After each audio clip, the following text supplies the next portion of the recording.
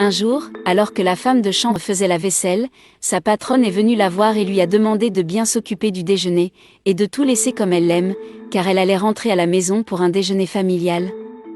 La femme de chambre dit qu'elle fera tout, elle a juste besoin de savoir à quelle heure elle arrivera.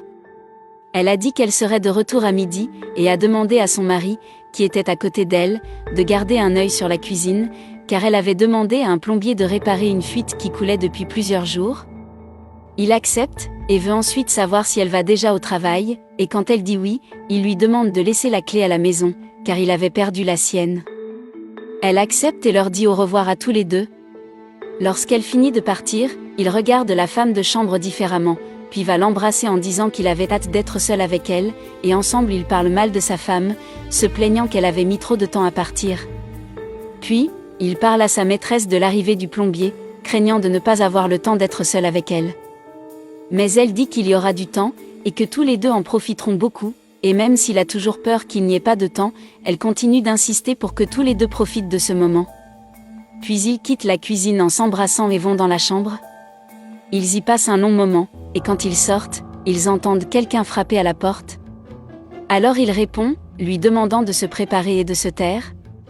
Quand il ouvre la porte, c'est le plombier. Il se présente alors et dit qu'il travaille pour William, le mari confirme alors et lui demande de venir pour savoir ce qui se passe depuis plusieurs jours.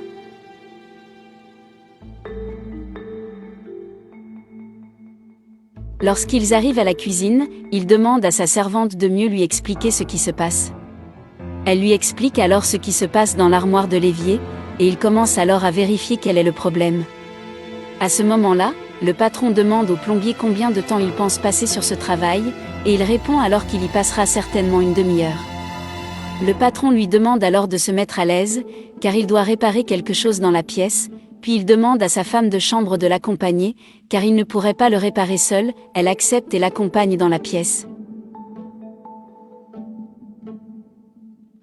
Laissant le plombier seul dans la cuisine. Le plombier se méfie vite de cette histoire. Et 2 heures plus tard, après avoir attendu longtemps le retour de son patron, le plombier, déjà fatigué d'attendre, décide de s'en prendre à lui pour récupérer l'argent du service, et fait alors le tour de la maison.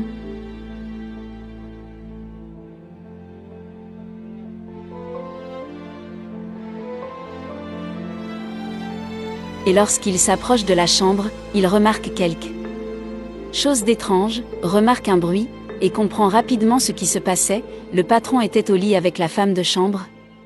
Il ne savait pas quoi faire, attendre un peu plus longtemps ou frapper à la porte, mais il a vu qu'il n'y avait pas d'autre moyen que de frapper vraiment. Très décidé, il décide alors d'appeler le patron, et lui explique qu'il a terminé le travail, et qu'il doit s'en aller. Le patron lui demande alors d'attendre juste un moment. À ce moment-là, le plombier retourne à la cuisine et le patron le suit. Il explique ensuite qu'il y avait effectivement un problème de plomberie, mais qu'il l'avait déjà résolu, mais que comme il devait rester sur place plus longtemps que prévu, il devait facturer un supplément. Le patron, un peu gêné, a accepté et a dit qu'il demanderait à sa femme d'envoyer cette somme supplémentaire.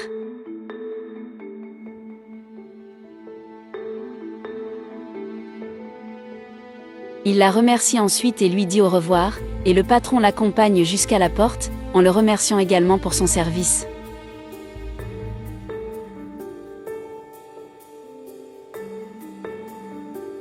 Lorsqu'il referme la porte, il se montre tout inquiet auprès de sa maîtresse, disant que le plombier se serait certainement douté de tout. Et elle est d'accord, disant que vraiment, par la façon dont il l'avait regardé, il avait certainement été suspicieux. Il s'énerve alors sans savoir quoi faire, car le plombier était un ami de sa femme, et lui dirait certainement tout. Et sa maîtresse lui répond qu'elle l'avait déjà prévenu qu'à tout moment quelqu'un allait les soupçonner tous les deux, et qu'il serait même impossible de faire le déjeuner à cette heure-là, qu'il n'aurait jamais le temps de tout préparer avant l'arrivée de la maîtresse, car il était presque l'heure pour elle de rentrer chez elle. Et il ne sait pas quoi penser, il est tellement inquiet. Il décide alors de rejeter la faute sur le plombier, et elle est d'accord, dit que ce serait la meilleure option et qu'elle devrait dire que comme il a mis trop de temps à résoudre le problème, il n'avait aucun moyen de lui préparer le déjeuner. Il accepte alors, et dit que ce serait vraiment la meilleure chose à faire, et qu'il l'attendrait dans le salon en espérant qu'elle ne se doute de rien. Il part ensuite attendre sa femme dans le salon.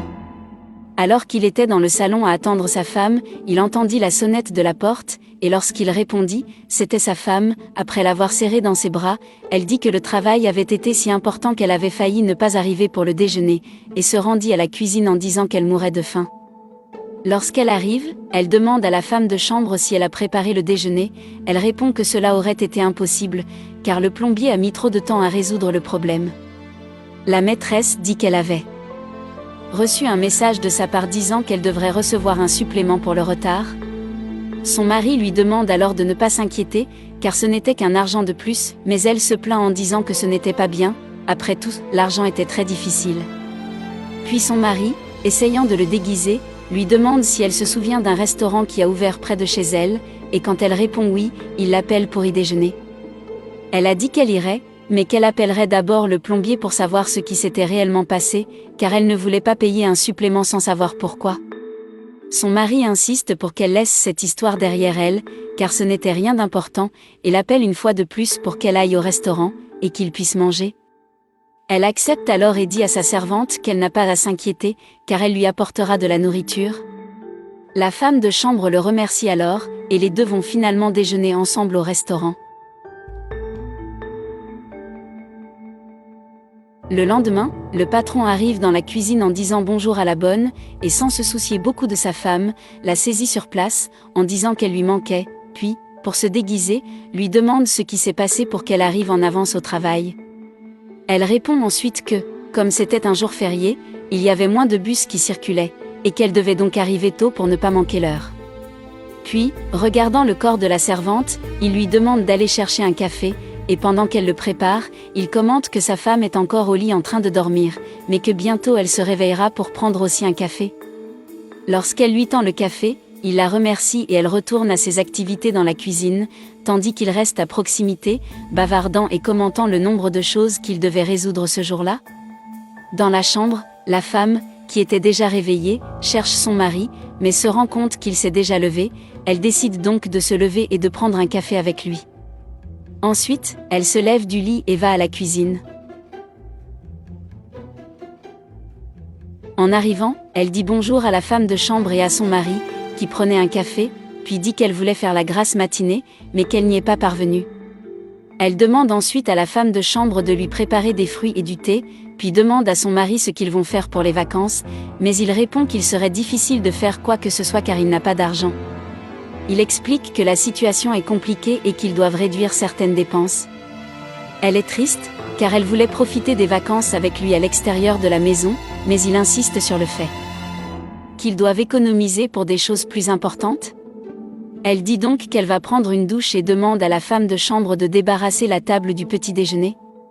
Après avoir récupéré la serviette, elle invite son mari à prendre un bain avec elle, mais il refuse en disant qu'il en a déjà pris un. Elle insiste en disant que cela fait longtemps qu'ils n'ont pas fait cela ensemble, mais il n'accepte pas et dit qu'elle peut très bien prendre un bain seule, puisqu'ils ne sont pas nés ensemble. Elle abandonne alors et va se baigner seule. À ce moment-là, son mari saisit l'occasion et s'empare à nouveau de sa servante, et pendant qu'ils s'embrassent, sa femme réapparaît dans la cuisine, ne croyant pas ce qu'elle voyait.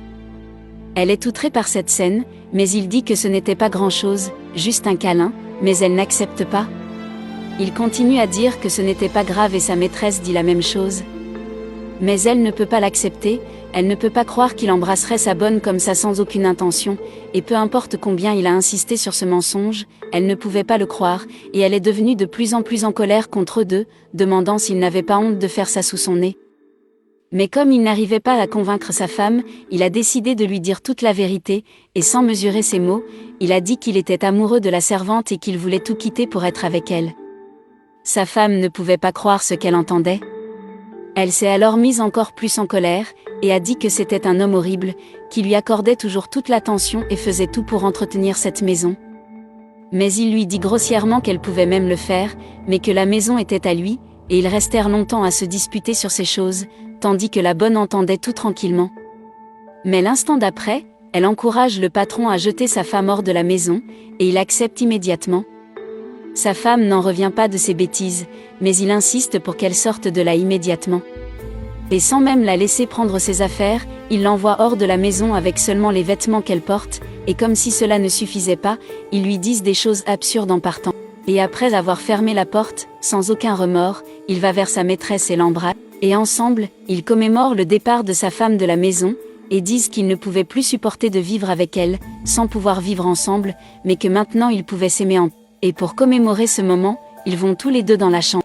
Un mois plus tard, il se rend dans la cuisine le matin et demande à sa nouvelle femme si elle a fait du café pour eux, mais elle lui répond que non, car elle vient aussi de se réveiller.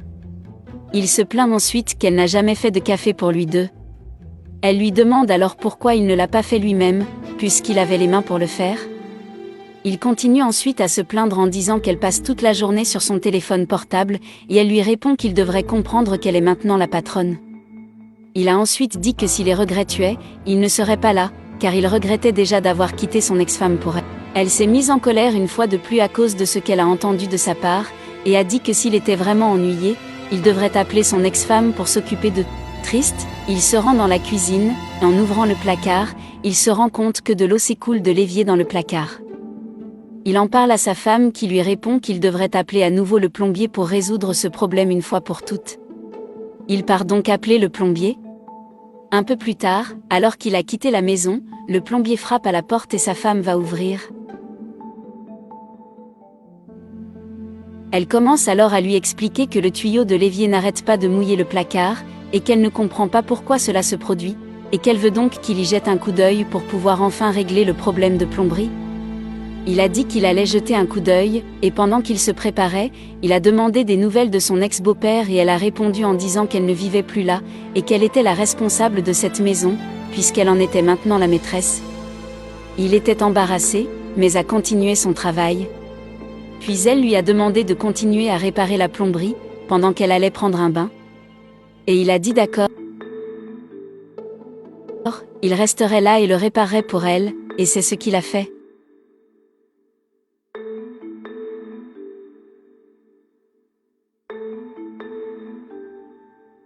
Un peu plus tard, alors qu'elle prenait un bain, il pensait à la façon dont le monde était à l'envers, où la bonne devenait le patron dans ces circonstances, et il était désolé pour l'ex-femme du patron d'avoir à subir ce genre de situation.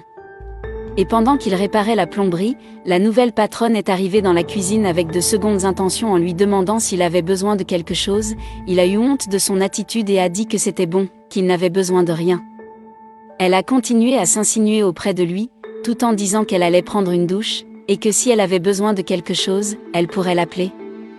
Mais il a été malin, car voulant éviter toute confusion, et connaissant bien la femme de son patron, il a décidé d'allumer la vidéo de sa caméra et de la laisser dans un endroit stratégique, au cas où elle tenterait autre chose.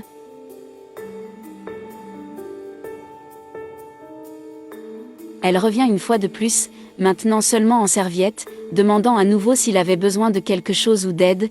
Comme il a dit non à nouveau, elle lui a demandé s'il était sûr, et que s'il changeait d'avis et avait besoin de quelque chose, elle laisserait la porte de la salle de bain déverrouillée afin qu'il puisse y aller et lui parler.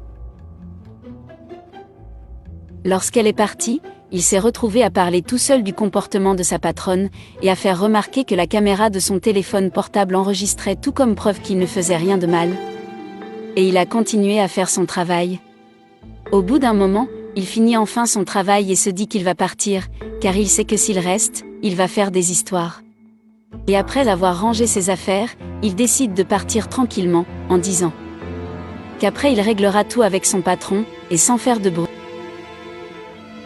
Oui, il sort par la porte du salon pour que son patron ne le voie pas.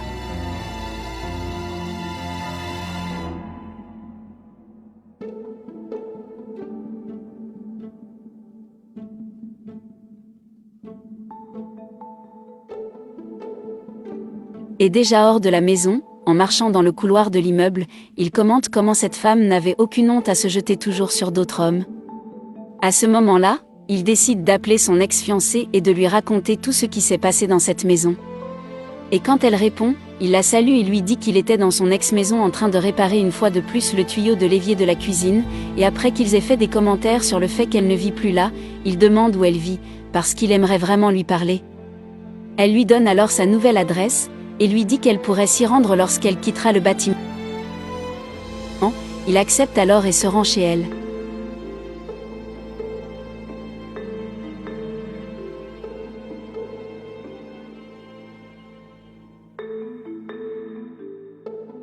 Une fois sur place, il appelle à la porte, et peu après, il est accueilli par elle qui lui demande d'entrer.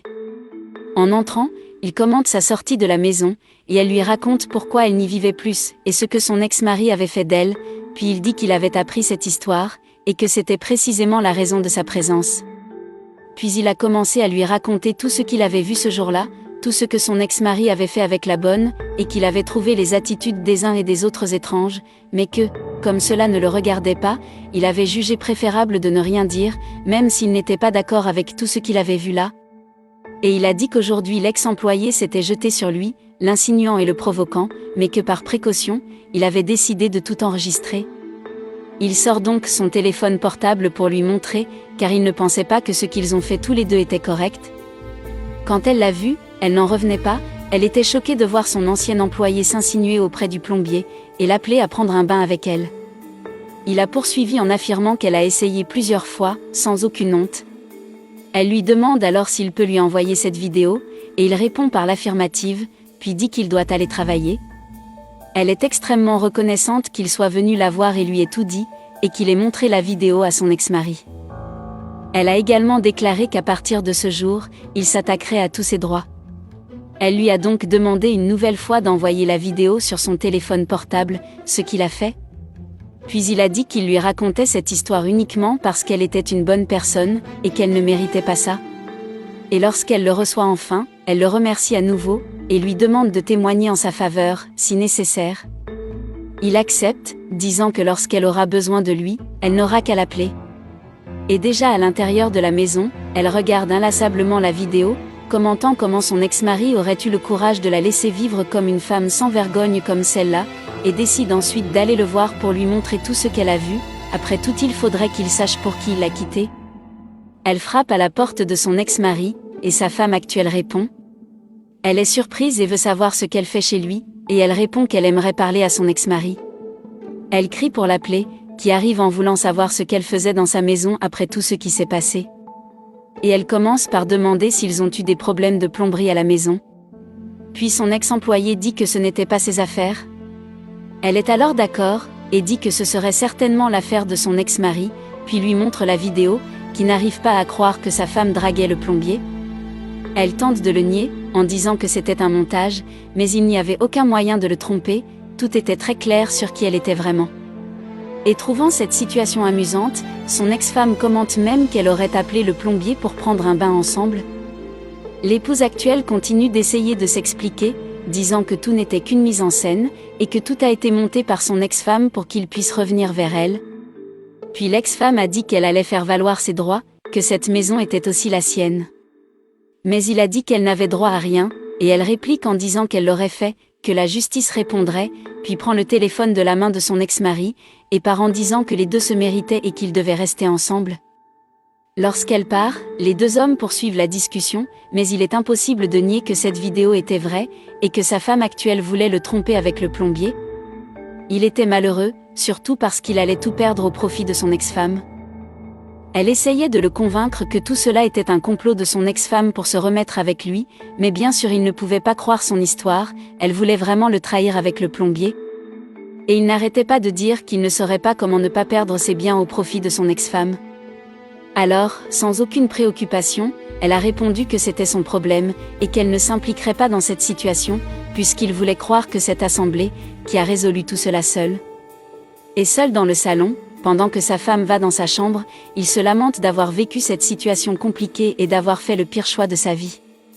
Seul, il se demande comment il a pu avoir le courage de tout jeter en l'air pour vivre une aventure avec quelqu'un qui n'en avait rien à faire de sa vie.